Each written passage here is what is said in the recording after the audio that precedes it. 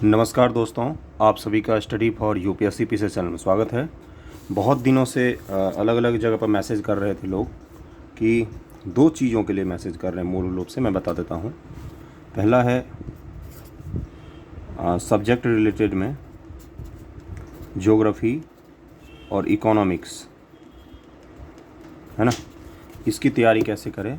और दूसरा है कि एग्ज़ाम डेट को लेकर जो बहुत ज़्यादा कन्फ्यूज़न है, तो मोटिवेशन एक पढ़ने का नहीं बन पा रहा है। बहुत दिनों से हम लोगों ने बातचीत नहीं किया था, कोई वीडियो बना कैसे मैंने कोई बातचीत नहीं किया था, तो आज सोचा कि बनाया जाए। तो आज का मुख्य रूप से फोकस रहेगा ज्योग्राफी पर ही रहेगा। ज्योग्राफी और इकोनॉमिक्स, इन दो सब्जेक्ट को पहले हम देखेंगे, क्योंकि इसमें बहुत सारे लोगों को दिक्कत आ रही है ना। दूसरा वाला तो मैं हल नहीं कर सकता। हाँ, ये ज़रूर कह सकता हूँ कि मैं इस हफ्ते तक आ जाएगा नोटिफिकेशन आयोग का, और एग्ज़ाम डेट लगभग में 90% चांस है कि आगे ही जाएगा। समझ रहे हो ना। सितंबर में भी क्या दिक्कत है कि 17 सितंबर से यूपीएससी का मेंस है, तो उस समय तो पूरे देश में कोई एग्ज़ाम हो ही नहीं सकता है ना। तो ये 17 सितंबर के बाद होगा, या 17 सितंबर से पहले एक ही डेट बचता है कि 4 तारीख को करवाया जाए या 11 तारीख को करवाया जाए, 4 या 11 सितंबर को, या फिर सितंबर के बाद। और फिर आपको त्यौहार वगैरह की भी छुट्टियां शुरू हो जाती हैं, तो इसलिए अभी तो सितंबर तक में भी मुश्किल ही लग रहा है, अगर अगस्त में नहीं हो पाता है तो, है ना। तो आज हम बात करेंगे मूल रूप से, पहले सब्जेक्ट वाले दिक्कत पर आते हैं कि भूगोल का जो सब्जेक्ट है, पहले इस पर बात करते हैं, फिर इकोनॉमिक्स पर चलते हैं।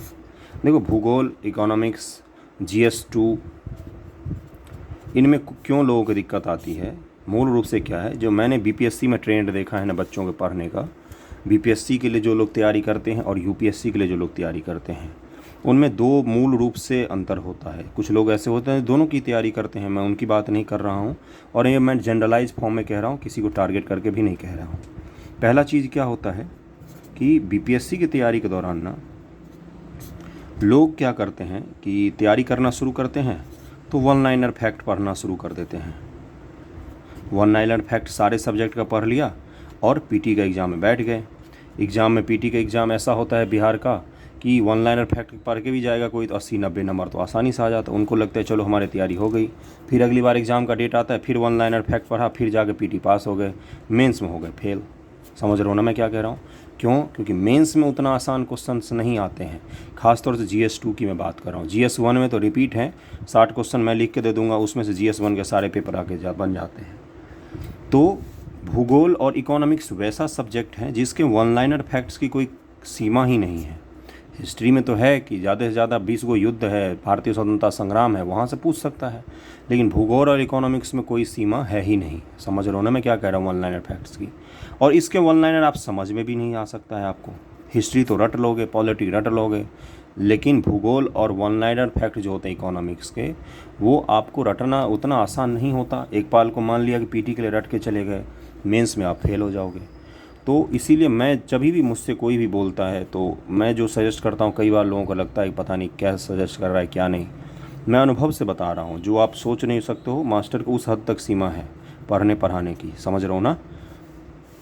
तो भूगोल और इकोनॉमिक्स, इनको ना पहले पढ़ो। कल मैंने एक बच्चे को, परसों 2-3 दिन पहले मैंने बताया था टेक्स्ट बुक पढ़ना। यकीन मानना, बहुत सारे लोगों को टेक्स्ट बुक पता नहीं होता है क्या होता है। किसी भी चीज़ की तैयारी में जाते हैं ना हम, किसी भी चीज़ की, तो सबसे पहले टेक्स्ट बुक पढ़ा जाता है। टेक्स्ट बुक किसको कहते हैं? टेक्स्ट बुक वो होता है जो किसी भी जानकारी का स्रोत होता है, ऑफिशियल। समझ रहे हो ना। जैसे अगर मुझे आर्ट एंड कल्चर पढ़ना होगा तो इंदिरा गांधी राष्ट्रीय आर्ट एंड कल्चर सेंटर है, उसका जो रिपोर्ट होता है या उसकी जो बुक होती है ना, उसको पढ़ना पड़ेगा आपको, यूपीएससी में जो हम लोग पढ़ते हैं। समझ रहे हो ना। जैसे आपको गृह मंत्रालय से चीज़ें संबंधी चाहिए तो गृह मंत्रालय का रिपोर्ट पढ़ा जाता है इंटरनल सिक्योरिटी के लिए यूपीएससी में।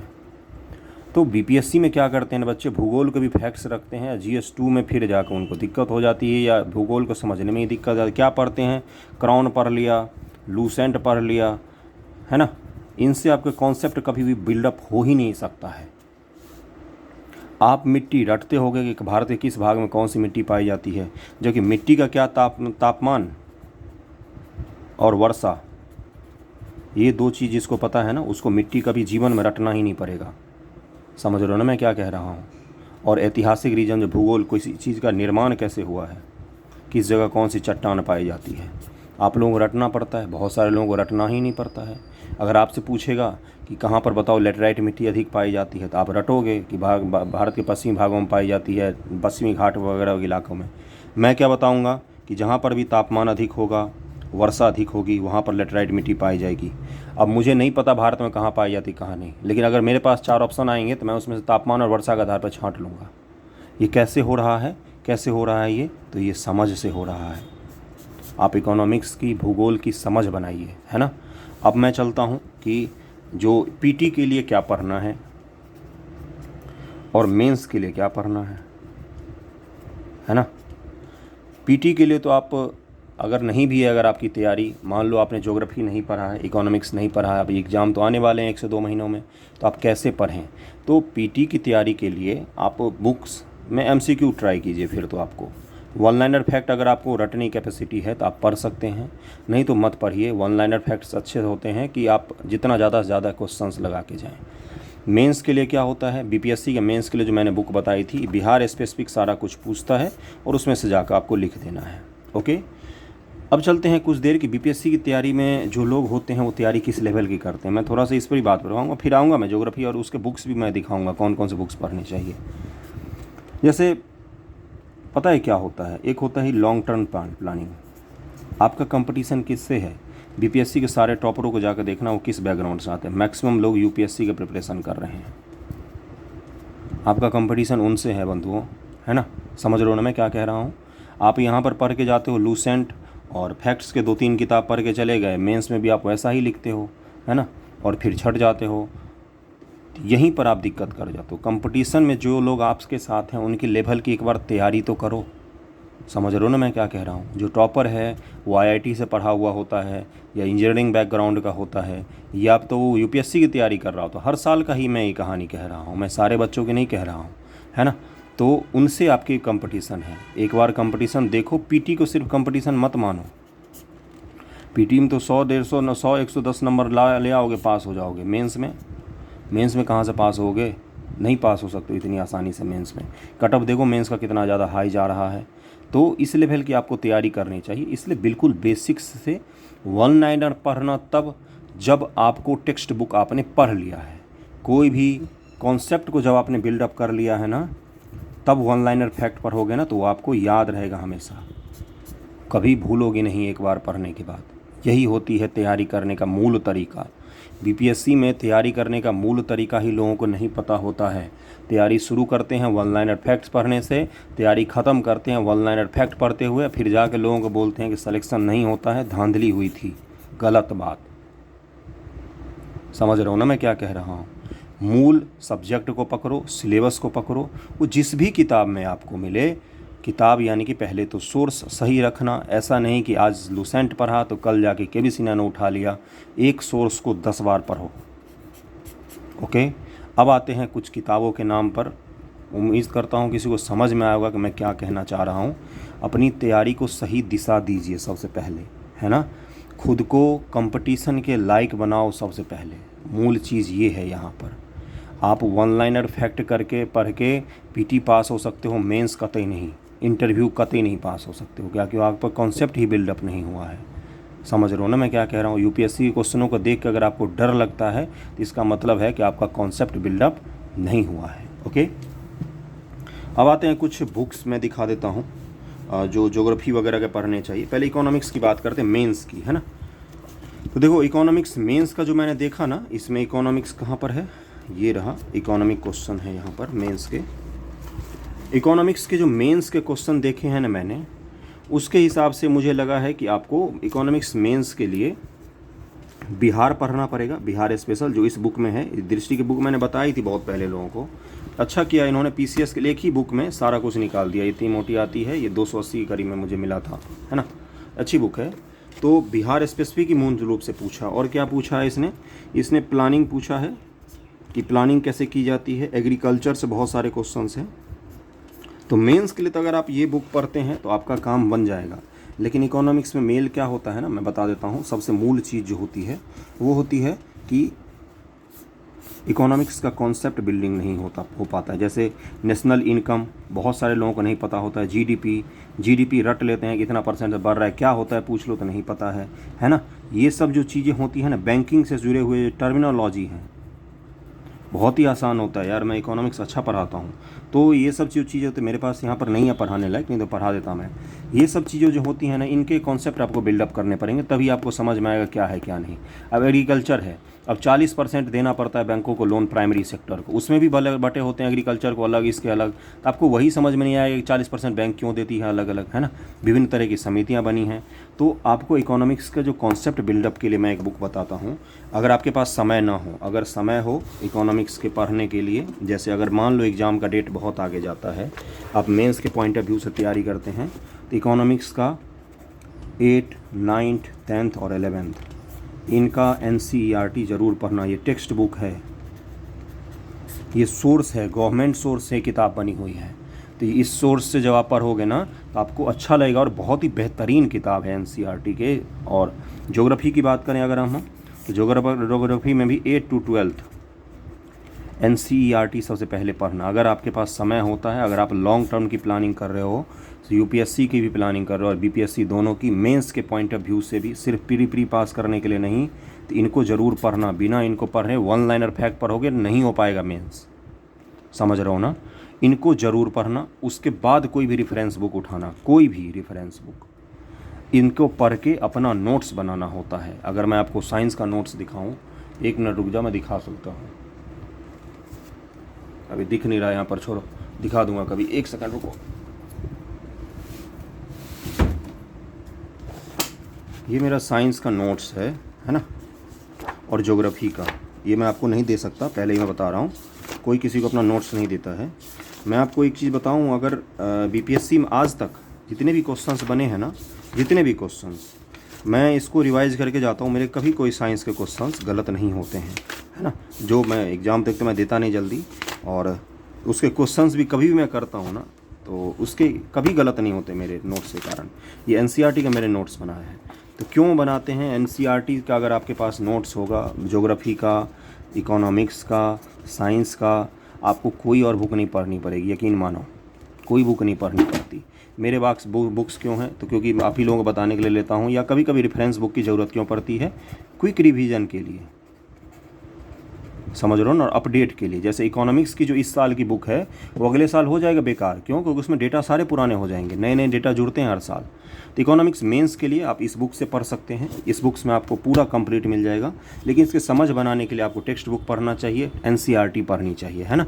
उसके बाद आपको वन लाइनर फैक्ट पढ़ना चाहिए, सबसे अंत में पढ़ना चाहिए, एग्जाम से ठीक पहले आपको पढ़ना चाहिए वन लाइनर फैक्ट, ओके। और ज्योग्राफी के लिए क्या है? ज्योग्राफी के लिए पहले 8 to 12 NCERT पढ़िए, जहाँ से भी मिले आपको। कोई ऑनलाइन ही पढ़ा रहा है तो वहीं से जाके पढ़ो, ऑनलाइन नहीं पढ़ा रहा है तो खुद से आप पढ़ सकते हैं। और आसान है, बहुत ही आसान है, 1 बार पढ़ोगे, 2 बार पढ़ोगे, तीसरी बार में याद हो जाता है यार एक एक चीज़, समझ रहे हो ना। और अगर इसका रिवीजन करना हो, क्विक रिवीजन, तो ये बुक बहुत ही अच्छी है। इसका कॉम्पैक्ट होना, सारा NCERT का ही लाइन लिखा हुआ है, इसीलिए मैं दृष्टि की बुक हमेशा बताता हूँ। इसमें सारे के सारे A to Z NCERT के लाइन बाय लाइन लिखे होते हैं, समझ रहे हो ना मैं क्या कह रहा हूँ। इस बुक को आप पढ़ सकते हैं। इस बुक को तो मैं छाट गया था बिल्कुल ही लाइन बाय लाइन, ओके। और इस बुक की खासियत क्या है ना, इसके पीछे बहुत ही अच्छे MCQ दिए हुए हैं, जो मैं आपको करवाऊंगा। अभी तो दृष्टि के साइंस के MCQ हम लोग कर रहे हैं ना, उसके बाद हम लोग इस MCQ को करेंगे। बहुत ही अच्छे तरीके से दिया हुआ है, बहुत ही अच्छे तरीके से। आपको 100, 150, 200 रुपये की मिल जाती है, सेकेंड हैंड भी मिल जाती है यहाँ तो, है ना। तो इस बुक को आप पढ़ सकते हैं भूगोल के लिए, ओके। भूगोल के लिए 8 to 12 पहले NCERT, उसके बाद इस बुक को, अगर लॉन्ग टर्म प्लानिंग करनी हो तो। वरना तो वन लाइनर फैक्ट आप पढ़ ही रहे होंगे, पढ़ सकते हैं आप बार बार। एग्ज़ाम अगर टलता है तो इन चीज़ों को आप ट्राई करना। अगर एग्ज़ाम नहीं टलता है, अगर सितंबर में होता है, तो इन चीज़ों को अभी कोशिश मत करना, समझ रहे हो ना मैं क्या कह रहा हूँ, ओके। अगले चलते इकोनॉमिक्स की मैं बुक दिखा देता हूँ। पहले तो मैंने इकोनॉमिक्स से क्या बताया है कि 8, 9, 10, 11, 12 का इकोनॉमिक्स मत पढ़ना। एक बार को 8 का भी छोड़ सकते हो अगर इच्छा हो तो, 9, 10, 11 का तो ज़रूर ही पढ़ना यार, मिनिमम पढ़ना, है ना। आप BPSC में कंपटीशन में आ जाओगे, मूल रूप से जिनसे कंपटीशन होता है टॉपर्स, मैं उनकी बात कर रहा हूँ, उनके लेवल में मैं लाने की बात कर रहा हूँ अपने स्टूडेंट्स को। समझ रहे हो ना, इसीलिए मैं वो चीज़ें गाइड करता हूँ जो कहीं भी कोई गाइड नहीं करता है। सब बताते हैं क्राउन पढ़ लो, महेश वर्णवाल पढ़ लो, ये पढ़ लो, वो पढ़ लो, इनमें कॉन्सेप्ट नहीं होते हैं, फैक्ट से भरे पड़े बुक होते हैं, और फैक्ट्स कितने रटोगे, कैपेसिटी होती है ना किसी की भी रटने की। ये इकोनॉमिक्स की बुक है, दृष्टि आईएएस की ही बुक है, मैं इसीलिए इसको प्रेफर करता हूँ। इसमें एनसीईआरटी का लाइन बाय लाइन एक एक चीज़ें लिखी हुई हैं, तो अगर आप इसको पढ़ते हैं ना तो इसमें जैसे ये चैप्टर बहुत ही अच्छा है, मैं दिखाता हूँ आपको। ये तो इकोनॉमिक्स का बेसिक हो गया, प्राइमरी सेक्टर, सेकेंडरी सेक्टर, ये सब विकासशील और वृद्धि विकास, इन सब में अंतर। इसका राष्ट्रीय आय का चैप्टर जो है ना, ये बहुत ही बेहतरीन दिया हुआ है ना, बहुत ही बेहतर। इस बुक की खामी क्या है, इसके थोड़े से शब्द कठिन हैं, लेकिन जब आप पढ़ोगे तो आपको समझ में आ जाएगा। और इसकी खासियत एक और है, इसके पीछे भी प्री और मेंस दोनों के लिए क्वेश्चंस दिए हुए हैं। देखो यहाँ पर प्री के क्वेश्चंस हैं और ये सारे, और ये मेंस के क्वेश्चंस हैं, है ना, यहाँ पर तो प्री और मेंस दोनों के हैं, आप इनको ट्राई भी कर सकते हैं लिखने के। तो ये दो बुक मैंने बताया है, मेंस के पॉइंट ऑफ व्यू और प्री के पॉइंट ऑफ व्यू से लॉन्ग टर्म अगर आपको प्लानिंग करनी हो तो आप इन बुकों को ज़रूर पढ़िए, है ना। उसके बाद चलते हैं अगले पर कि ज्योग्राफी और इकोनॉमिक्स के लिए हम लोग वो कहाँ से करें, एमसीक्यू प्रैक्टिस कहाँ से करें। देखो ये बुक आती है घटना चक्र की, अगर आपने नहीं पढ़ा है अभी तक और अगले महीने पीटी होता है या उसके अगले महीने होता है, तो यकीन मानो इस बुक को कंप्लीट करके चले जाना। देखने में भारी लग रहा है, 2 दिन बैठोगे ढंग से लेके ख़त्म हो जाएगा। 2 दिन अगर 4-4 घंटे लेके पढ़ लिया ना इसको, A to Z एक एक क्वेश्चन ख़त्म कर डालोगे। इतना आसान क्वेश्चन है इसमें, है ना, और इतना आसान है ये बुक, बस मोटा है क्योंकि एक्सप्लेनेशन दिया हुआ हर क्वेश्चन का। तो इस बुक को घटना चक्र सामान्य अध्ययन पूर्वावलोकन की जो बुक आती है भारत और विश्व का, इसको आप लोग पढ़ सकते हैं ज्योग्राफी के एमसीक्यू प्रैक्टिस के लिए। अगर इसको तुमने प्रैक्टिस कर लिया तो ना लूसेंट प्रैक्टिस करना पड़ेगा और ना कुछ। और ज्योग्राफी में एक चीज़ और आती है दिक्कत, क्या कि बीपीएससी हर साल एमसीक्यू जो फॉर्म करती है ना पीटी एग्ज़ाम में ज्योग्राफी के लिए, हमेशा न्यू एमसीक्यू बनाती है। न्यू एमसीक्यू क्या कहाँ से लेके आती है, कहीं कोई म्यूजियम से उठा के लेके आती है कि नहीं, जो प्रीवियस ईयर क्वेश्चंस होते हैं ना अलग अलग राज्यों के, है ना, उसके ऑप्शन में से नया क्वेश्चन बना लेती है। समझ रहे हो ना मैं क्या कह रहा हूँ। जैसे प्रीवियस ईयर कोई क्वेश्चन है, उसमें 4 ऑप्शन दिया हुआ है, उसका एक ऑप्शन उठा के नया क्वेश्चन बना लेती है ना। और बिहार ज्योग्राफी के लिए तो मैं बता ही चुका हूँ, प्रीवियस ईयर कर लो बिहार का, और उसके बाद से केवीसी नैनो या दृष्टि आईएएस के बीपीएससी की जो बुक पढ़ाई है मैंने, उससे आप कर सकते हैं बिहार के लिए। बिहार का तो बहुत ही छोटा सा पॉइंट होता है यार। ओके, तो इस बुक को आप प्रैक्टिस करने के लिए ज़रूर यूज करें। ज्योग्राफी के लिए मैं कह रहा हूँ, ज्योग्राफी के लिए मूल रूप से क्या होगा, आपको क्वेश्चंस डिट्टो नहीं मिलेंगे, लेकिन क्वेश्चन के कॉन्सेप्ट सारे तैयार होते जाएंगे। अब आप बताओ मुझे, मैंने 20 क्वेश्चन किया, अलग अलग नदियों के स्रोत, अलग अलग नदियों का मुहाना, कहाँ से उद्गम होती, किस राज्य से बहती हैं। अगले साल एक क्वेश्चन आया जिसमें 3 ऑप्शन मुझे ऐसे मिले जो पिछले साल के मैंने प्रैक्टिस सेट में देखा था, तो क्या मैं इस क्वेश्चन को नहीं कर सकता हूँ। तैयारी ऐसे ही होती है, 4 क्वेश्चन पढ़ के 5 क्वेश्चन की तैयारी हो जाती है। क्यों? क्योंकि उसके ऑप्शन में नए नए क्वेश्चंस आपको दिख जाते हैं। समझ रहे हो ना मैं क्या कह रहा हूँ। तो ये बुक हो गई आपको ज्योग्राफी के प्रैक्टिस के लिए। इसी तरह का इसका एक इकोनॉमिक्स का भी आता है घटना चक्र के, तो इकोनॉमिक्स की आप वहाँ से कर सकते हैं। बाकी इकोनॉमिक्स के लिए इस घटना चक्र से अच्छी बुक पता है कौन सी है, अगर आपको पीटी की तैयारी करनी है तो वो है लूसेंट का ऑब्जेक्टिव। लूसेंट ऑब्जेक्टिव घटना इकोनॉमिक्स के लिए इकोनॉमिक्स जो एमसीक्यू प्रैक्टिस के लिए मैं कह रहा हूँ, मेंस के लिए तो मैं पहले ही बता चुका हूँ। इकोनॉमिक्स के एमसीक्यू प्रैक्टिस के लिए लूसेंट का जो ऑब्जेक्टिव का बुक आता है ना, उसमें इकोनॉमिक्स का सेक्शन बहुत ही अच्छा दिया हुआ है, बहुत ही अच्छा। मतलब उसको रट के कोई जाएगा तो उसके क्वेश्चन गलत नहीं होंगे, इतना तो है उसमें, है ना। तो मूल रूप से जो मैंने बताया है उसको ज़रूर ध्यान में रखना कि अपने को खुद को कंपटीशन के लायक सबसे पहले बनाइए आप। कॉन्सेप्ट बिल्डिंग पर ध्यान दो, फैक्ट्स याद होंगे ही होंगे। कॉन्सेप्ट अगर एक बार तैयार हो गया, नेशनल इनकम का अगर कॉन्सेप्ट तैयार हो गया तो नेशनल इनकम से जुड़े कोई सा भी क्वेश्चन क्यों ना पूछे, आपको दिक्कत नहीं आएगी। समझ रहे हो ना मैं क्या कह रहा हूँ। अब चलते हैं कि एग्ज़ाम डेट को लेकर क्या करें। एग्ज़ाम डेट आगे जाएगा, बहुत सारे चांसेज हैं, 90% ज़्यादा चांस है कि आगे जाए एग्ज़ाम डेट।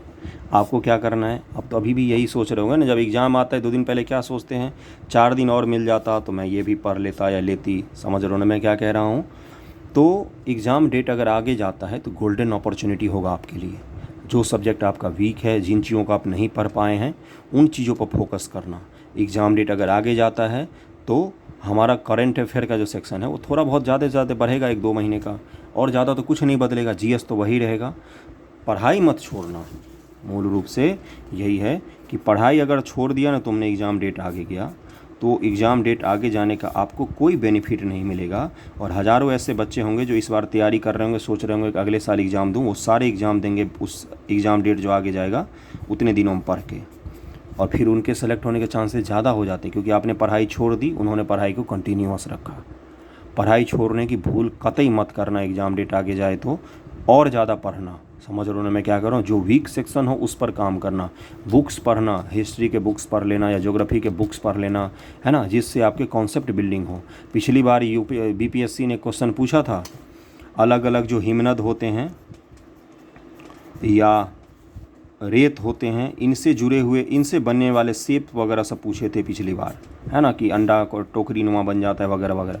वो कॉन्सेप्चुअल क्वेश्चन है, वो अगर आप नहीं, आप मैक्सिमम लोगों वो क्वेश्चंस गलत हुए थे। अगर आप कॉन्सेप्ट पढ़ के गए होगे तो ही वो सही करके आए होगे। एक बार सोचो तो ज़रा यार कि बीपीएससी के टॉपर सारे वही क्यों बनते हैं जो यूपीएससी के टॉपर होते हैं। समझ रहे हो ना? क्योंकि वो अब इस कंपटीशन में घुस रहे हैं स्टेट पीसीएस में, क्योंकि यूपीएससी में हो क्या गया है ना, यूपीएससी में सिलेक्शन के चांसेस कम होते जा रहे हैं, क्योंकि प्रीज नहीं पास कर पाते हैं लोग, टफ हो गया है प्री बहुत ज़्यादा, सीसेट वगैरह सब के कारण। तो वो स्टेट पीसीएस में सब जगह घुस रहे हैं। तो आपको अगर सिर्फ और सिर्फ स्टेट पीसीएस देना है तो खुद को कंपटीशन के लेवल में लाओ, टेक्स्ट बुक पढ़ना शुरू करो, बिल्डिंग बनाओ बिल्कुल बेस से, ऊपर ऊपर का मत पढ़ो वन लाइनर, नहीं तो फेल हो जाओगे। स्पष्ट रूप से point to point, cut to cut बोलूँगा मैं, ओके।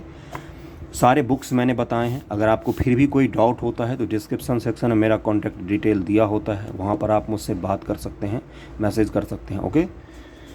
वीडियो जैसा भी लगा हो बताना। मैंने बुक्स भी बताई है ज्योग्राफी इकोनॉमिक्स के लिए, एमसीक्यू के लिए भी बताई है, मेंस के लिए भी बताई है, और ये भी बताया कि पढ़ना कैसे होता है मूल रूप से, ये बताया है मैंने, ओके। उसके बाद से मैंने ये भी बताया एग्ज़ाम डेट वगैरह को लेकर, जो भी है एग्ज़ाम डेट वैसे आ जाएगा, मुझे लग रहा है 2 से 3 दिन में आपको क्लियर हो जाएगा, ओके। तो जो भी जैसा लगा हो वीडियो बताना ज़रूर, हेल्पफुल हुआ होगा मेरे हिसाब से तो होना ही चाहिए। चलो, थैंक यू सो मच।